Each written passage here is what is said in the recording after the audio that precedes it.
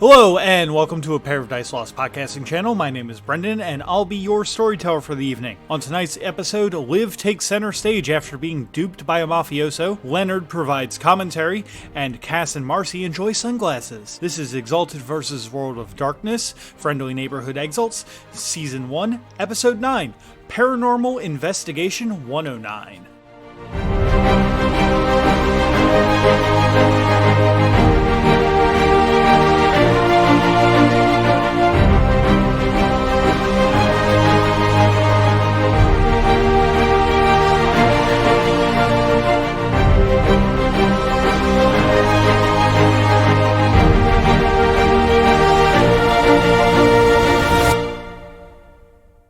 Anyway, so you guys roll him back out. I take it you all probably go down like an alleyway and like let him exit the body bag? Or are you guys gonna go dark on this? No. No. Alright, hold on. I got something for this. Quick, now that he's contained, throw him in the incinerator. No.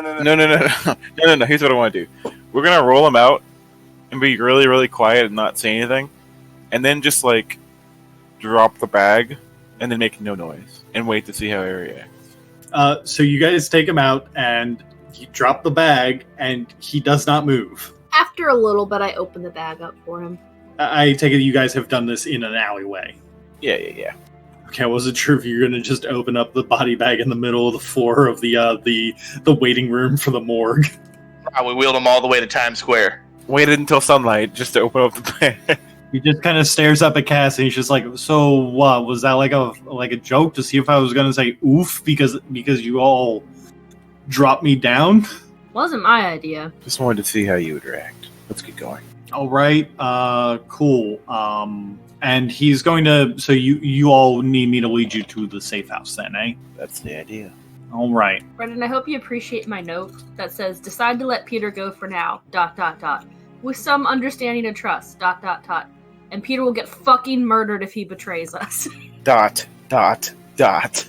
just a single period. A capital period. It's like slightly so- emboldened. Yeah. So he's going to go up a couple.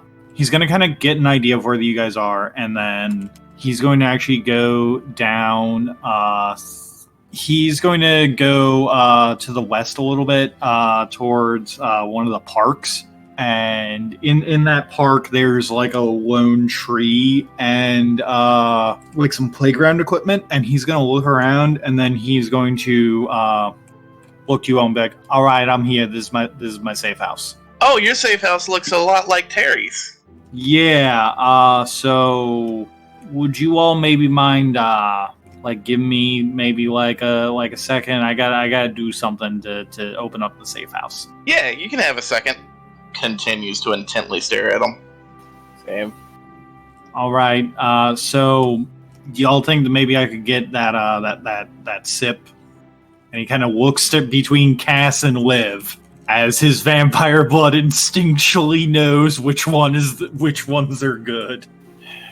You have 2 seconds. Any more, and I'll break your neck. All right. Live like Nick's wrist. He goes to drink from your wrist. Tyler, make me a willpower roll. Difficulty 8. Oh gosh. So I'm gonna pop my anima power real quick. It depends in essence, and I have to do the lesser sign of Jupiter. So as I go to see him go up to it, I just make kind of a hand sign real quick, and there's a little bit of a spark. And for the rest of the scene, myself and nearby allies can't have their thoughts read or be subjected to magical mind control of any sort. Okay. Hey, that's a pass. Good job. The feeling of having your blood drained from you by this creature is actually incredibly euphoric for the 2 seconds that it happens. And then does he stop? Yes, and then he does stop. If you had failed that willpower roll, you would have been trying to force yourself on him. Oh. Yeah, vampire bites are like sex to the human brain. Noted. Like human. You guys still have the human physiology, and also he's not an actual Giovanni, so his bites don't actually hurt you. Noted. Yeah, it's a Giovanni trait, unfortunately. When he pulls back, he does almost like it's a trained thing, he does lick the wound that he made, which immediately causes it to close up. There. Feel better? He raises his arms and stretches, and he does look much better, actually. Like a bit of life has returned to him. All right, then, gang. Thanks for the help. I hope that the words that that the information I've given to you can really help you take down those slave traders. I'm gonna go hide out for a couple days. Show us where the when entrance do you all is. want me to? Oh yeah. Of course. And then he melds into the ground. Motherfucker. It's okay. I know how to find them. We just have Simple Man Freebird pee on the park. I had something I wanted to say. Damn it. Say it now, maybe he can hear you. No, it doesn't have the same gravitas now. Let's go. Like, out of character, he's a fucking gangrel. His safe house is, I have the earth meld discipline. I'm just going to go into the earth for a couple days. Yeah, Terry does the same thing. He just, sleeps in a hole for a couple days. Becomes one with the trash. He becomes one with the trash.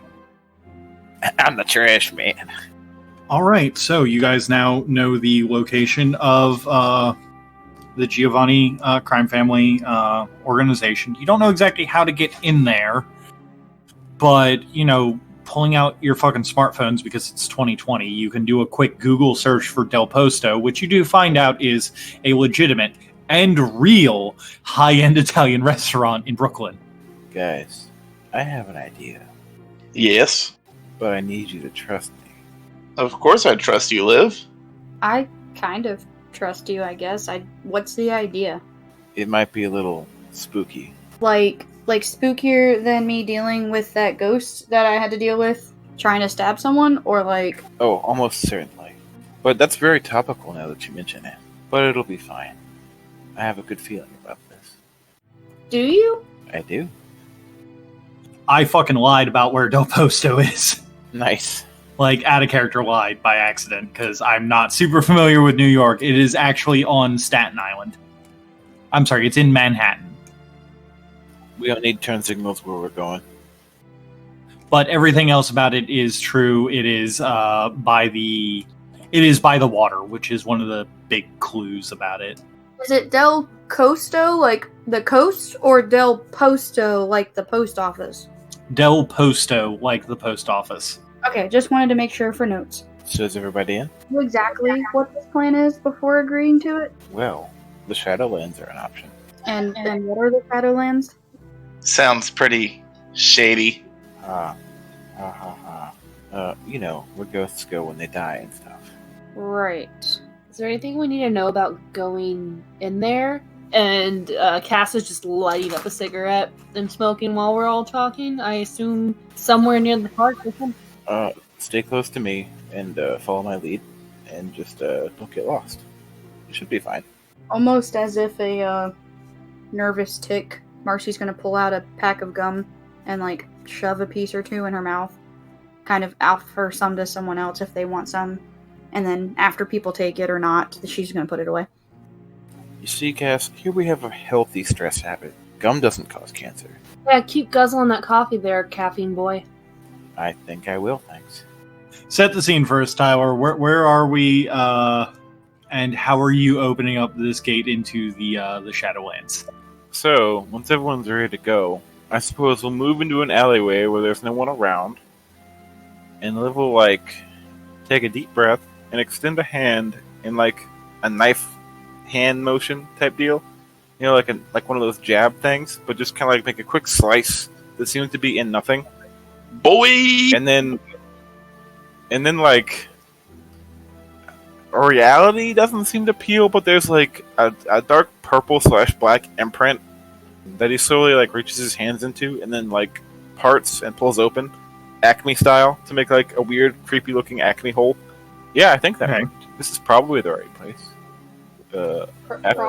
Probably correctly. After you guys.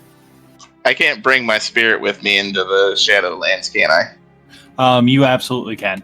Dope. Then me and Simple Man Freebird are gonna walk together. He is allowed to come with you into the Shadowlands, but he is not a spirit that can exist on the Shadowlands without your assistance. I think I mentioned this last game, but like I'm not going to get into like the absolute like dogmatic paradigm, whatever bullshit about how the metaverse of World of Darkness is set up. Right. If it's cool, I would rather do it because it's cool. Breaking. Gotcha. Ladies, after you. So there is a tear in reality in front of you all. As it opens up, there is a whirl of sound as if wind is whipping about outside of it or inside of there. Almost like the pressure on a pressurized chamber has suddenly been punctured and it is rapidly escaping into or maybe out of the Shadowlands.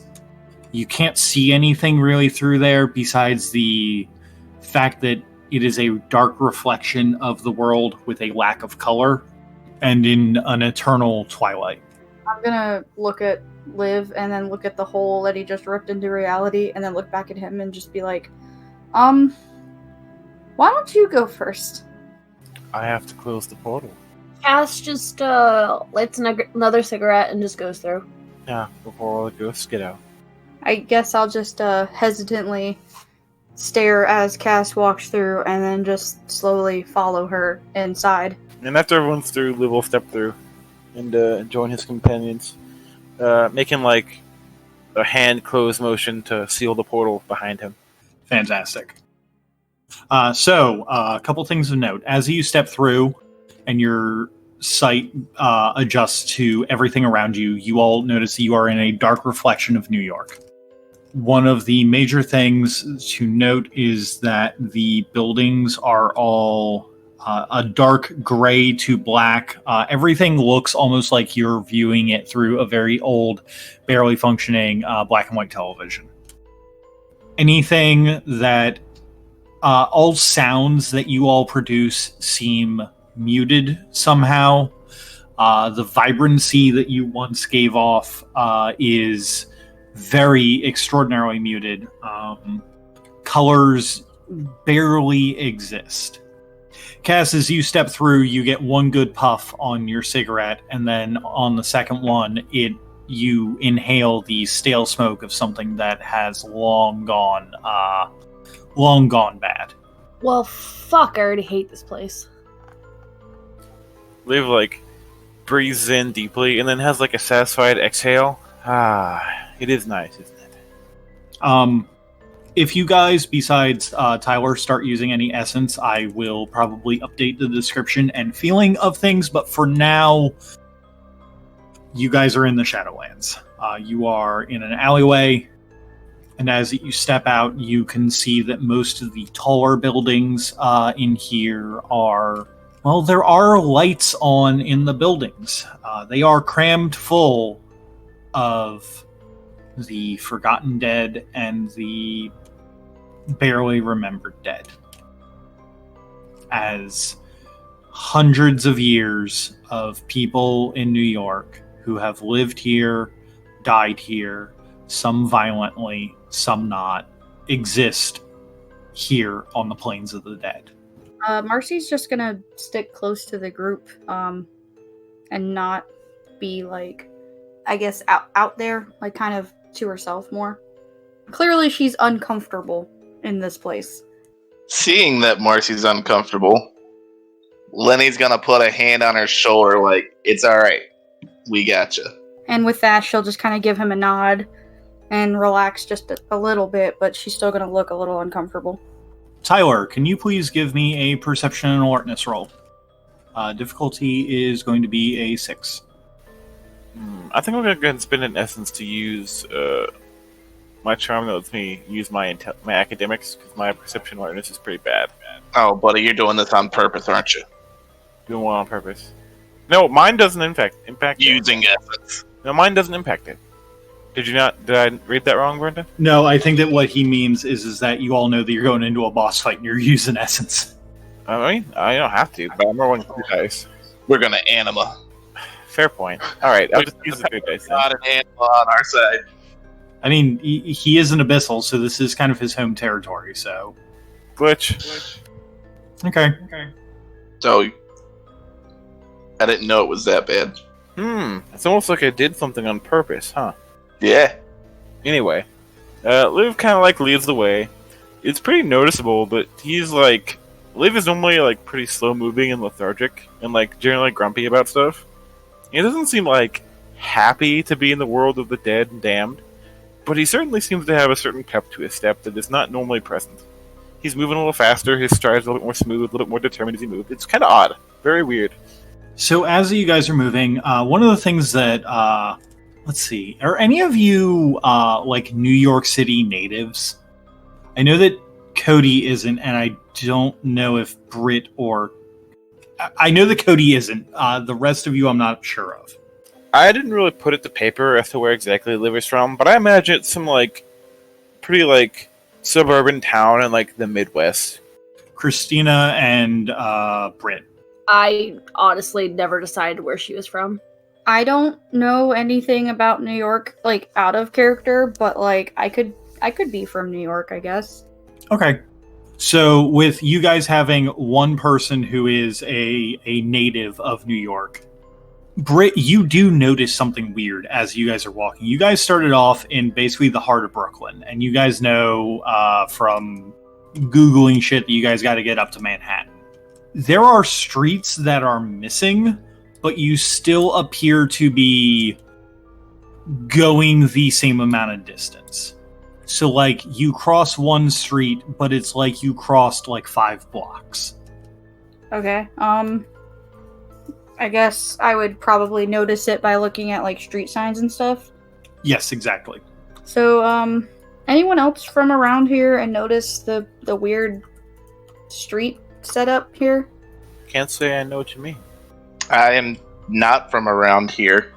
Okay, so the street that we just passed is normally like a couple blocks away from the street we're on now, but I don't remember passing the other streets. Yeah, space is a little bit different here, I imagine. I never remember passing the other streets. But it was like they weren't there, if that makes sense. It feels weird. Like, weird like normal, or weird like weird?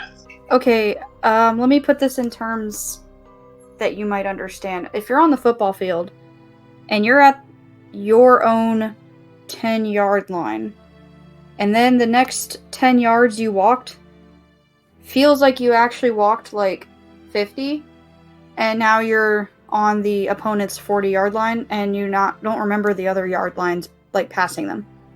Oh, that makes sense. That's weird. Thank God for Britt's out-of-character knowledge of football. Right.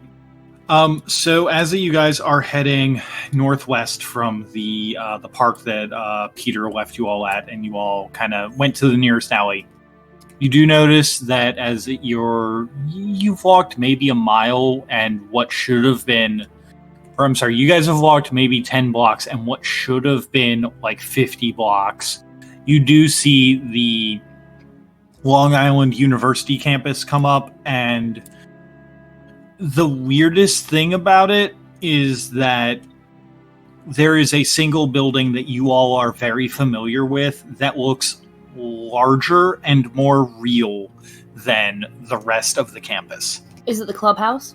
It is most certainly the clubhouse. Should we stop by the clubhouse and make our masks before we go punch people? Oh, we're wearing masks. I wouldn't mind going by, and it looks really different. I'm kind of curious, actually. It's more real here than it is in the real world. Tyler, to remind you, last session, the clubhouse kids recommended that you guys use masks for your superhero business, so you all don't get caught. Oh, we can stop by. We're right here. So you guys walk in. It takes you maybe 5 steps from the campus gate to the clubhouse, as time and space kind of fold around your own intent.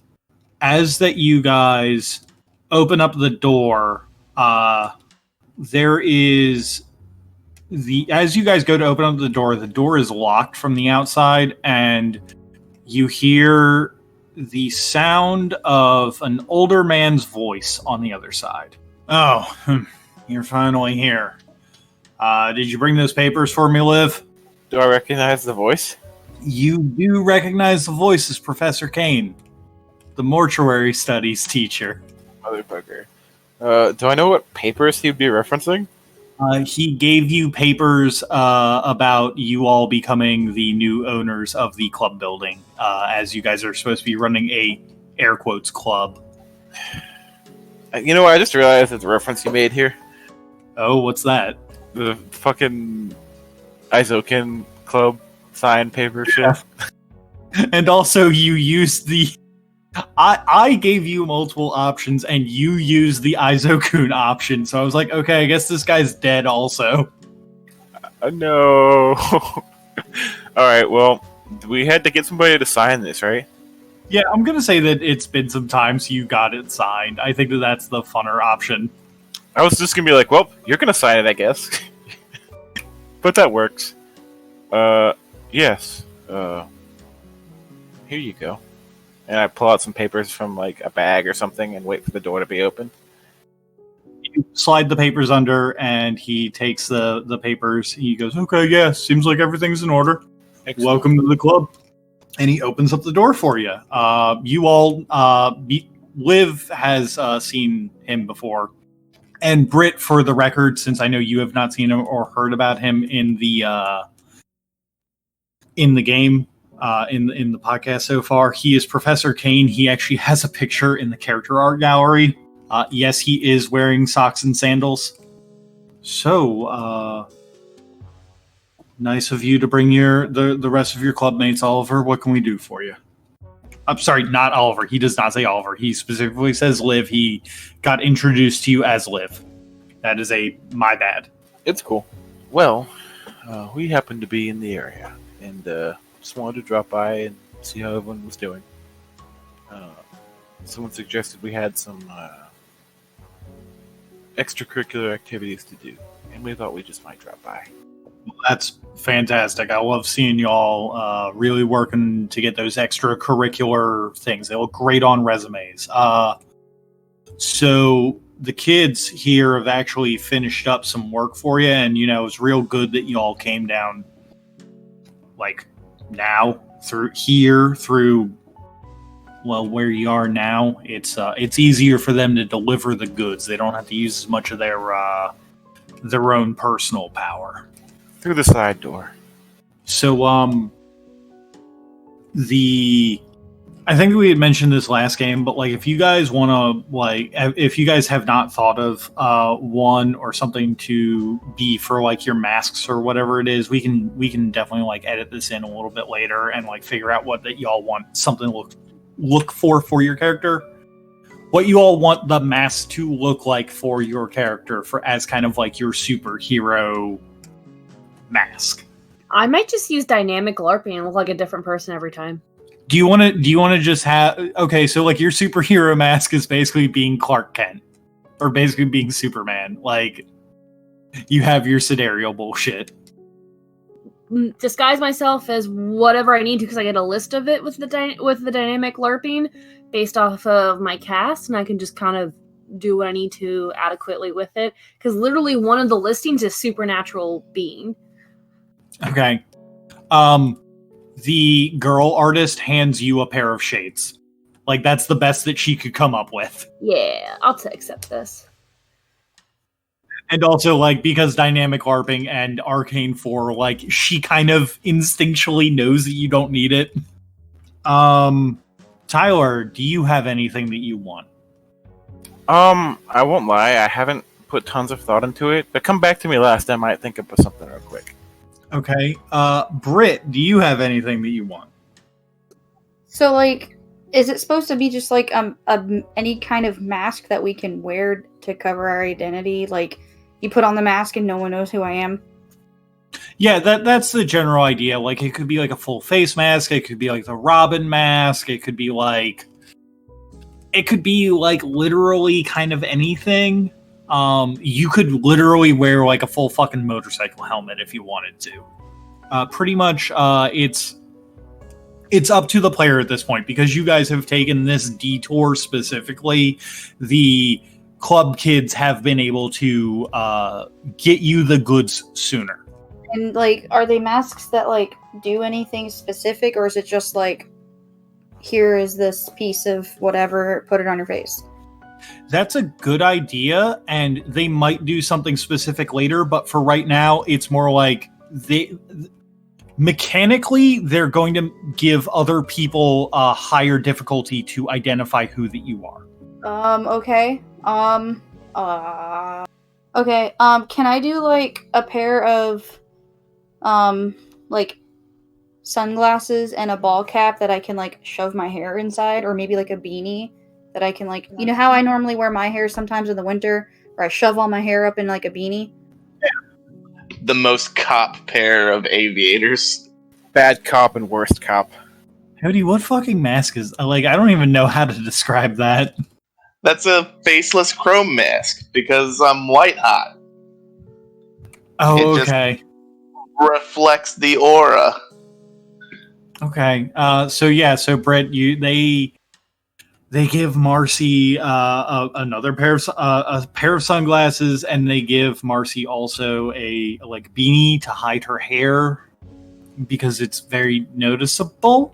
I mean, I have long black hair that's like long and straight. Yeah, that is a pretty noticeable, like, defining feature. I like shove it all the way up in a beanie, and like hold my posture a certain way because I have baggy clothes.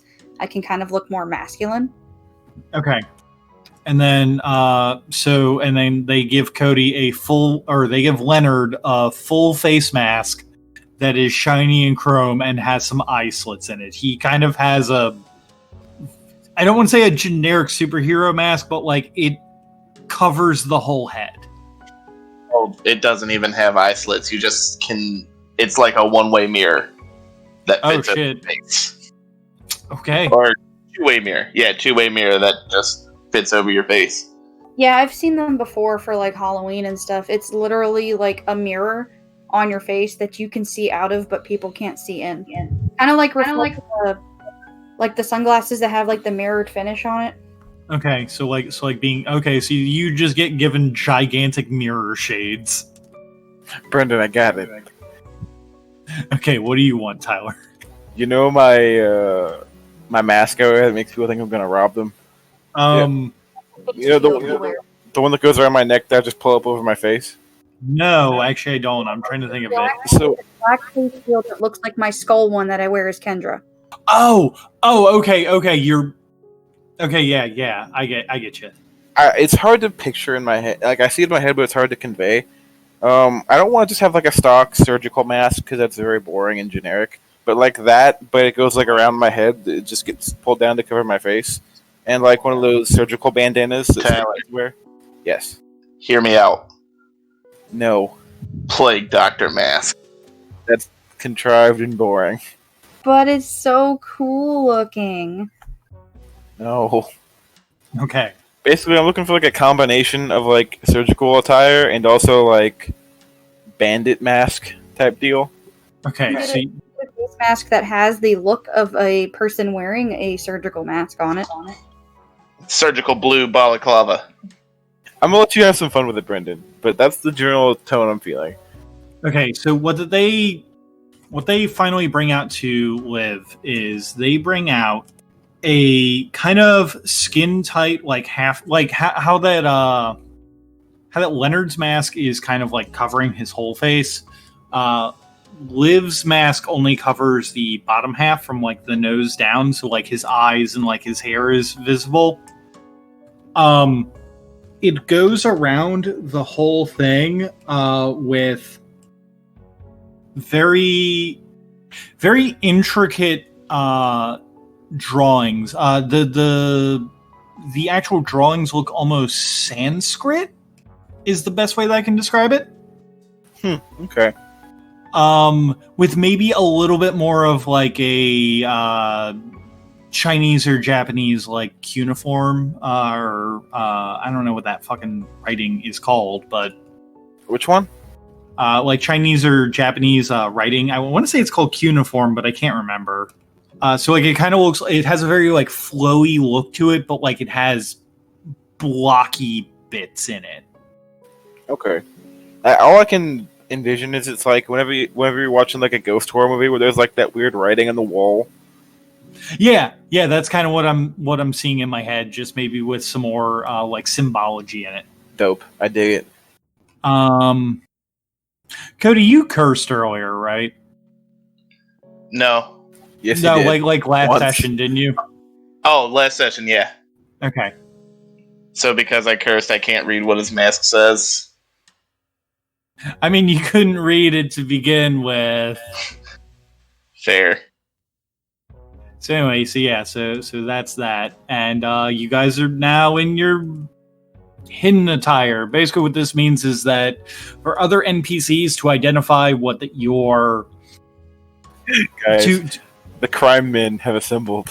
Yes, the crime men have assembled. So for NPCs to identify you as not your crime persona, but your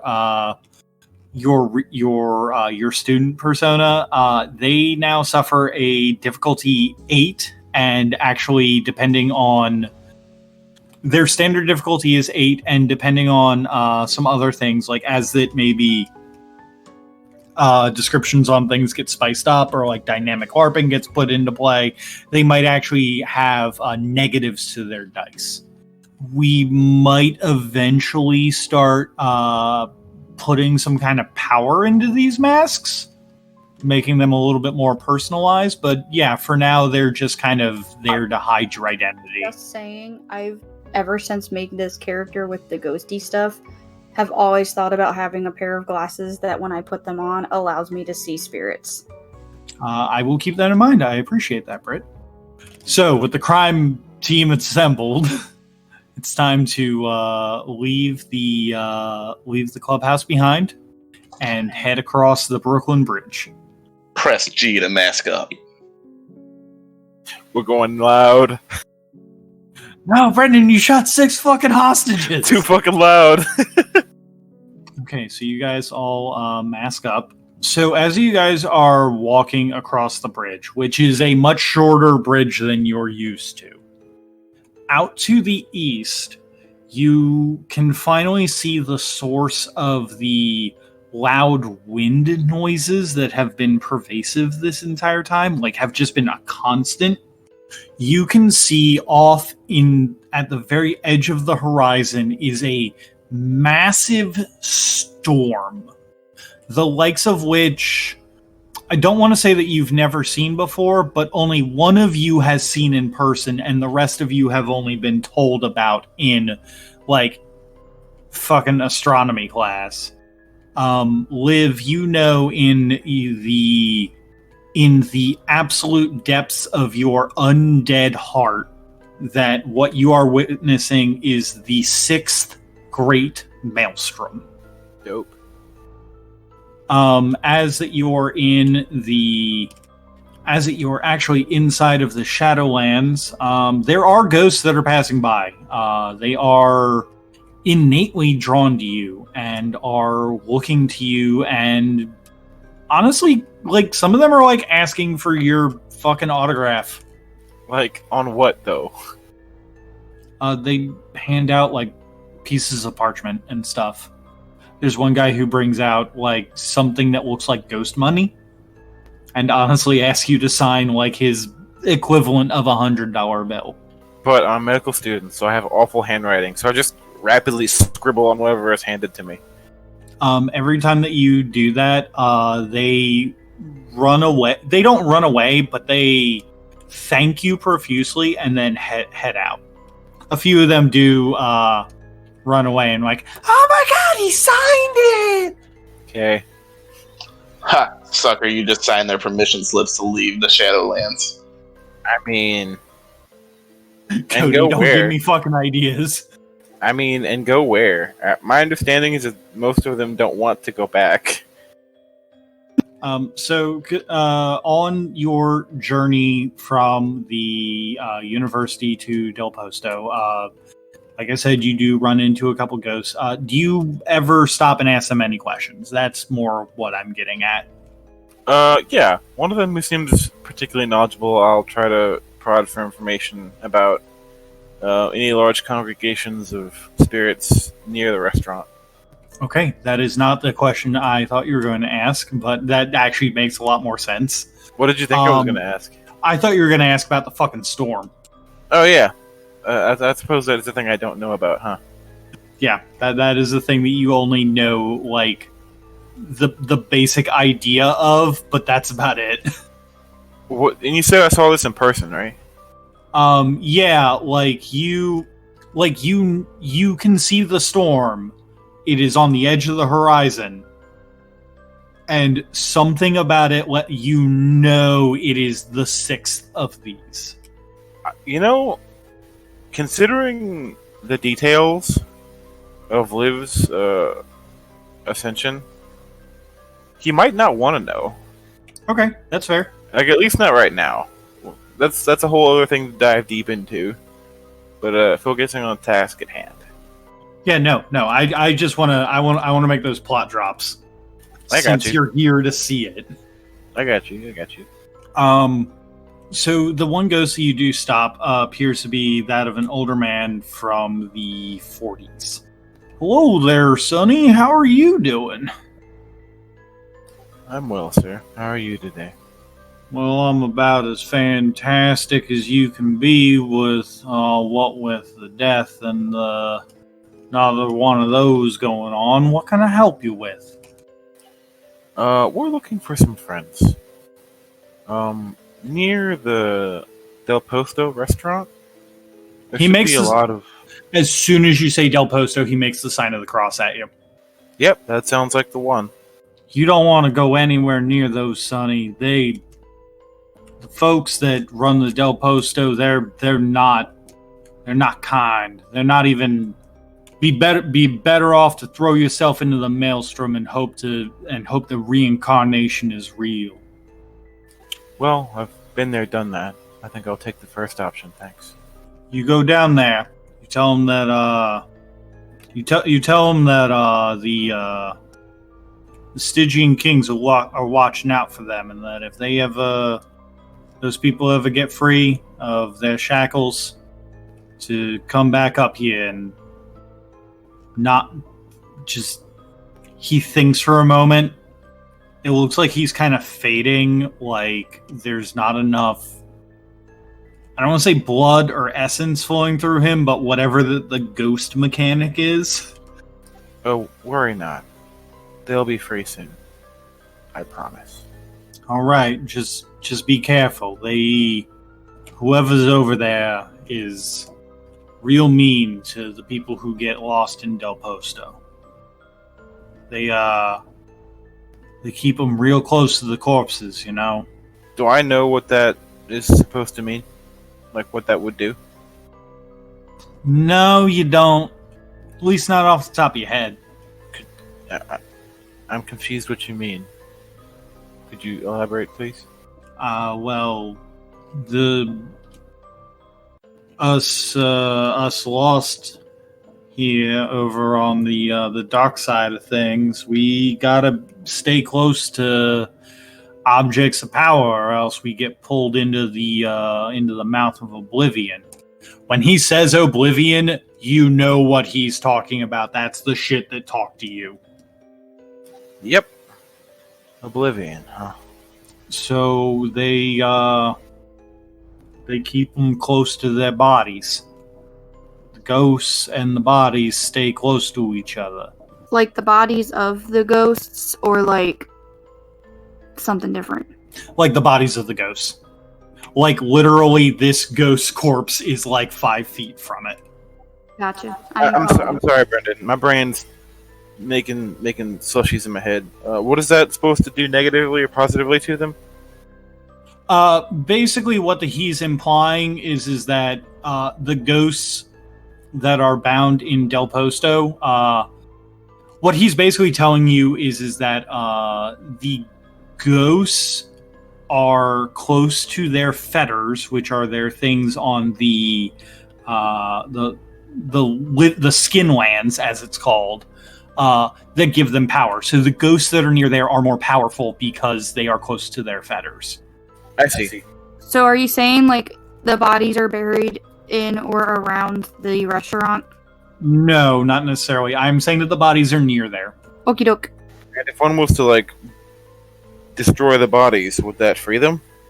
For those souls, yeah, that would definitely free them.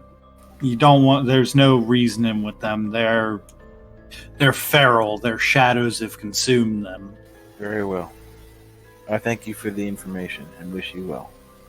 He makes a sign at you that you know implies, like, not good health, but the ghost equivalent of it.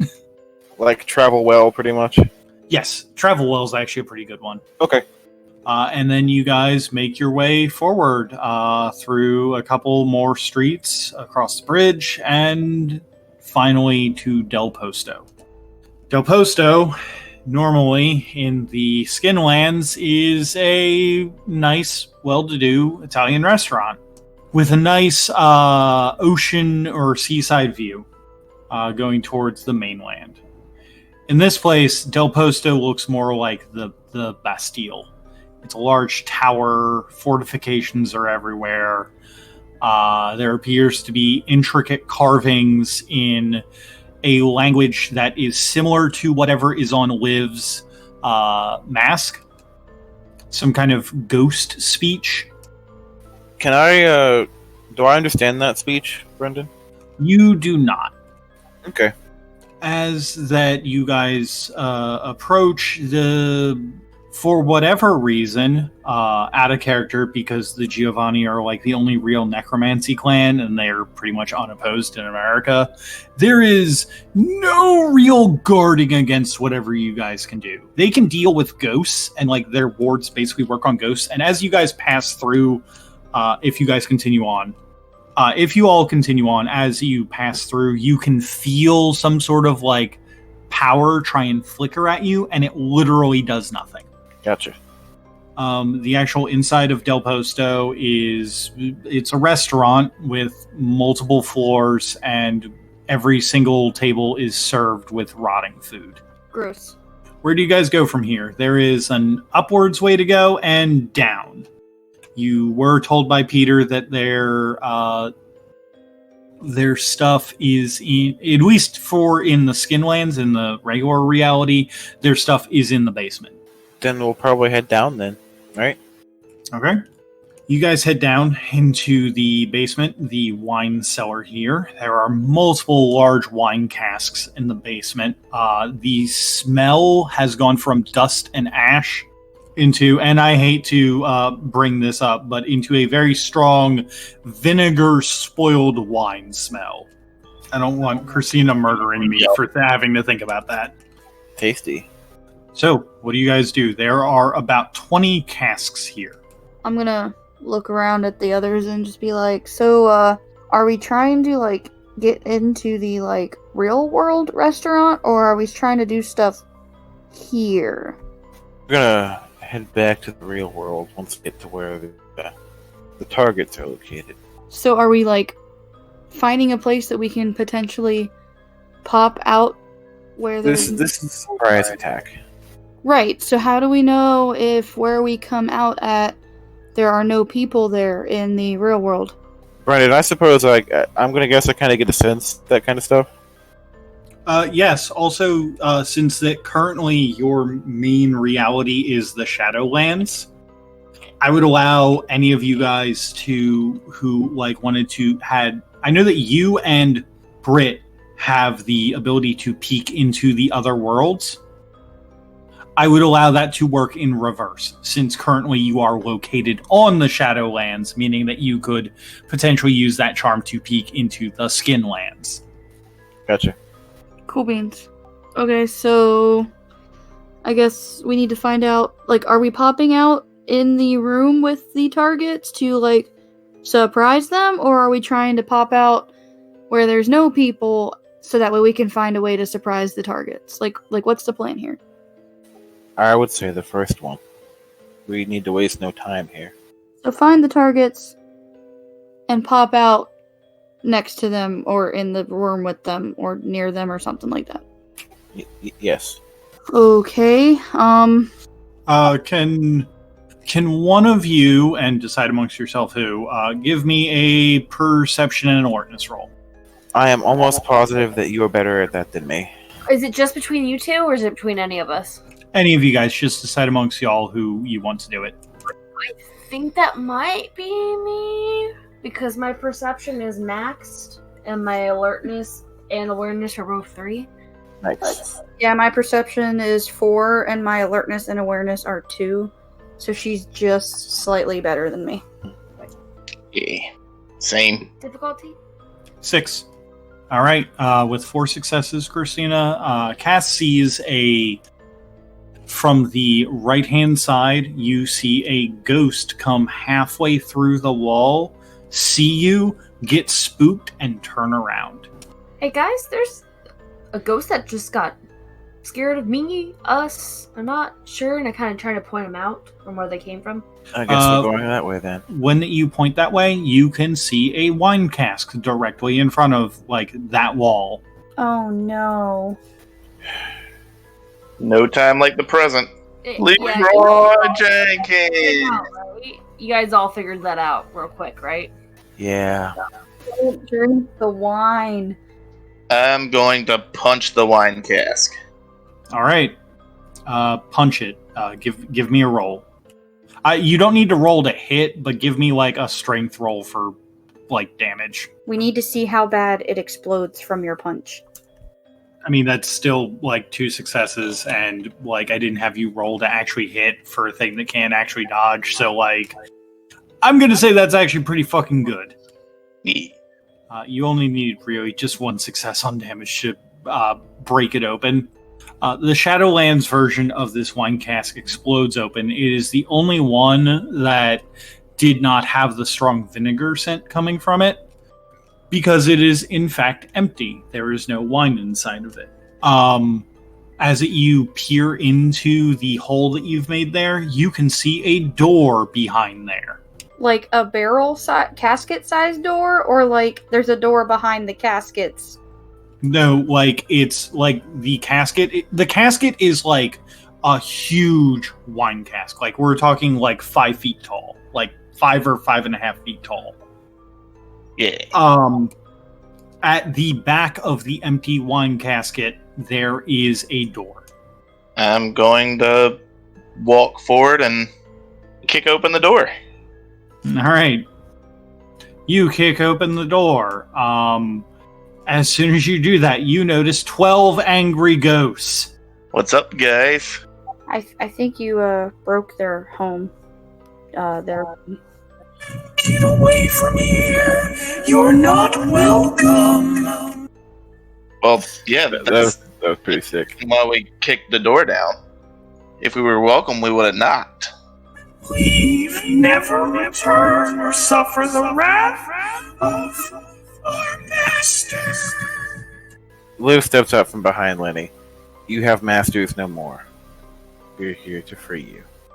Tyler, you can see multiple chains are on them that are moving around in a shambling manner.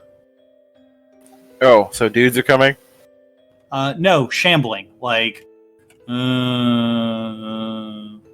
I'm telling you is that if you guys took the Skinland route, you would have had to fight 12 zombies. Yeah, these ghosts are attached to zombies. Oh, okay. Giovanni's known for necromancy.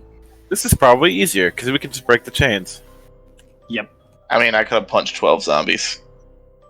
Oh, you totally could have punched 12 zombies. Zombies do not have a great, anything, but they do have 11 health, which is gigantic in this fucking game. Yeah. So it would take, a punch. So anyway, Liv goes up to free the ghosts. Is that correct? Pretty much. The first one to receive your blessing, as we should call it, recoils as the chain binding it to its fetter vanishes. Do you want... Okay, so here's a question for you, Tyler. Do you want to send these... Do you want to be merciful to these ghosts, or do you want to just...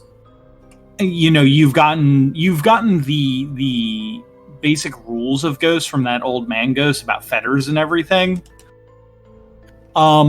Basically, for an essence, they could continue on as ghosts. Like, all 12 of them, for one essence, could continue on as ghosts. But if you just break their chains, they are going to basically be sucked into oblivion. Which one is the merciful route? Neither. But, like, they're still fucking ghosts, but, like, do you want them to be sucked into oblivion where they may or may not reincarnate? If they continue on as ghosts, what would they do? Just kind of like exist feral? They would, so with you spending essence to bind them down to an area or something, the benefit, the thing that you could get from this is that you would basically have like ghost spies in the area on fucking Manhattan, but also you might have to do favors for them or help them out every now and again. Maybe get them new fetters at some point to bind them to the world. This is a very important question here. What is the path of least suffering for these guys? Depends. What's Liv's opinion on being a ghost? Can I tell if these chains that are binding them are of their doing? Did they want this, or were they just stuck here and unable? Or were they killed against their will? They were most certainly killed against their will. These are the same kind of chains that bound those other ghosts to the Giovanni you fought during your exaltation. Then I'm breaking the chains. Okay, I figured that. Are you going to put a point of essence into making them be able to stay or not? I don't suppose I could just ask them. Like, probably not get much out of that. I mean, if you want to, you can try. You know that they're definitely capable of speech. Yeah, you know what? I'll do that.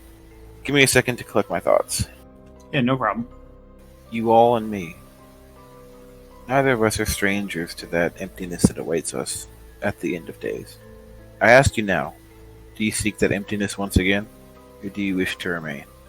They all stare at you as something in their ghostly knowledge reverberates with your words as being a prince of oblivion. The oldest amongst them from the back phases through the rest and moves forward. A man in a suit with very like a very simple suit, like almost like he died going to work.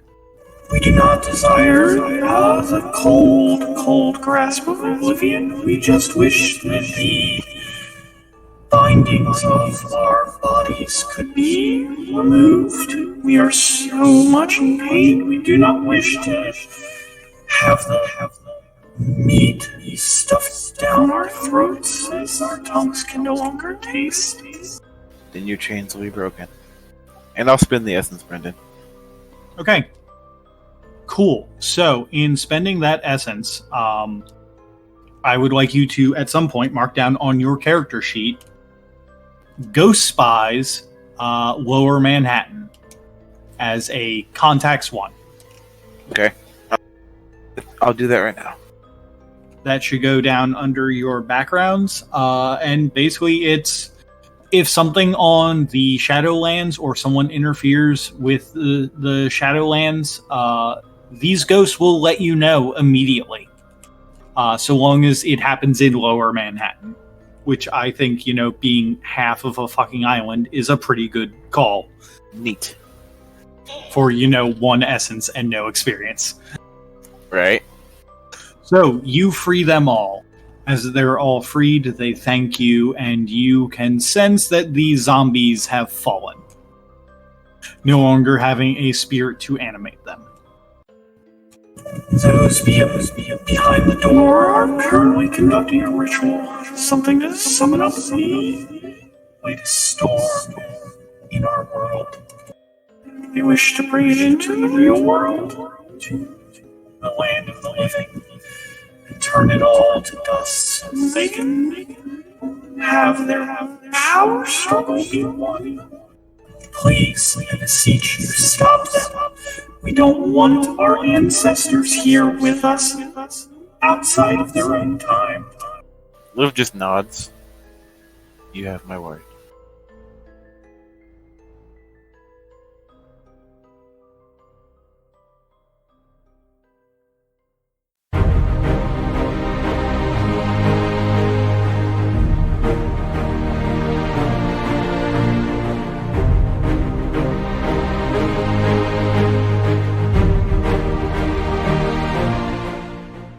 Brendan here. This episode was recorded in front of a dead studio audience. Trust me, you don't want to know how we managed that.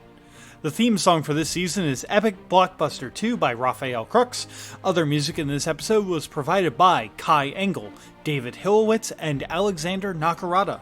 Remember, we're on Twitter at apairofdicelost, and if you had questions for us to answer, you can contact us at apairofdicelost@gmail.com. Remember to like, comment, and subscribe on all social media. More numbers helps the algorithm. Helping the algorithm helps us. Helping us makes Smile. Smile good. Wow, sorry about that. I got possessed by the power of positive advertisement. We're still working on our schedule for the weeks coming up, so you can either expect more Exalted or something new in the coming weeks. Also, very soon, we will have a treat for you all that we recorded back in November. Until then, remember, you're all number one in my book, so take some extra stunt dice and kick some ass.